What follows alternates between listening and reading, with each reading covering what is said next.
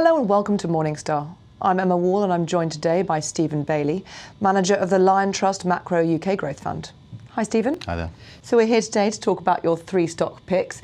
Bit of a different one with you because you're not a bottom-up stock picker. You let macro themes determine the areas to invest. So with that in mind, what's the first stock you wanted to talk about? Well, I think perhaps Virgin Money is one of those stocks which we've actually done rather well on over the last few months, but it is part of a sort of broader theme on challenger banks, and essentially we see the benefit of these new businesses, these new entrants to the UK market, expanding their lending profile into an area which has perhaps been ignored or perhaps even vacated by some of the larger incumbents.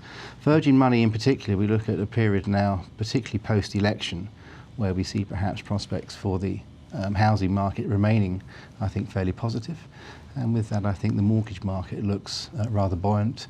Even today, we've had some very encouraging figures on net mortgage lending. And Virgin Money's there to exploit this business. You know, it's got some very good links with mortgage brokers. And of course, with the new rules and regulations on mortgages, I think the days of the mortgage broker have actually returned to the UK market. And Virgin, seems to be one of those companies which has got a very good positioning. Are there any risks associated with Virgin? Because of course, it is a challenger bank. It doesn't have that legacy of PPI fines and LIBOR fixing, but it is still a bank which people are nervous about. I mean, what are the risks associated with it? There's always risks, obviously, with any kind of equity investing, but to be honest, I think if you look at the risks, I think perhaps the risk profile is actually greater with the incumbents, and I think perhaps the public perception of the new challengers is actually far more favourable than it would be for the incumbents. And what's the second stock you wanted to highlight? Legal & General. We think it's one of the big beneficiaries of the liberalisation that's happening in the pensions industry.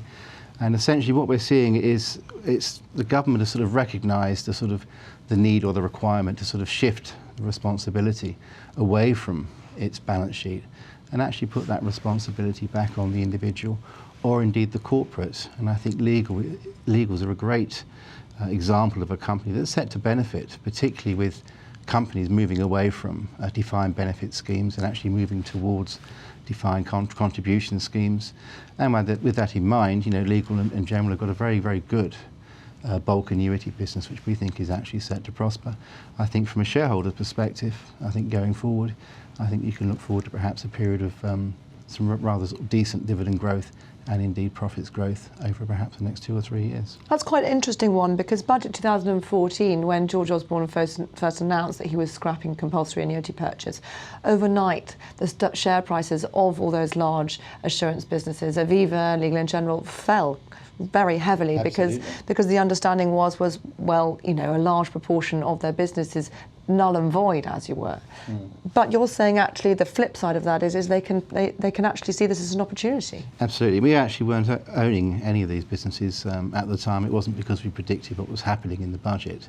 And initially, in fact, on that afternoon, these share prices fell exceptionally quickly, most of them by in excess of 20%. But I think on reflection, it's given the industry a chance to restructure, a chance to move away from the annuity business. And of course, stocks like Legal & General got a very diversified range of businesses and indeed assets that they actually work upon. And LGIM, for example, I think that's a classic beneficiary of the fact that people are going to be sort of compelled to save.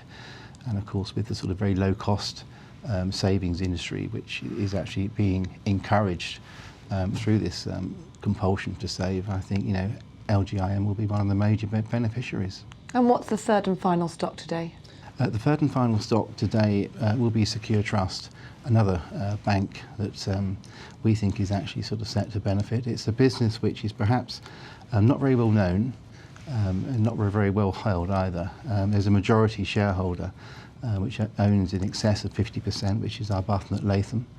Itself could be perhaps described as a challenger bank. But over the last 5 or 6 years, Secure Trust have expanded their operations at a time really when the major incumbents were moving away from, particularly lending into that SME space. Secure Trust have actually been able to expand their operations, expand their lendings, and at the same time getting an exceptionally high level or indeed return on capital employed. Thank you very much. Thank you. This is Emma Wall for Morningstar. Thank you for watching.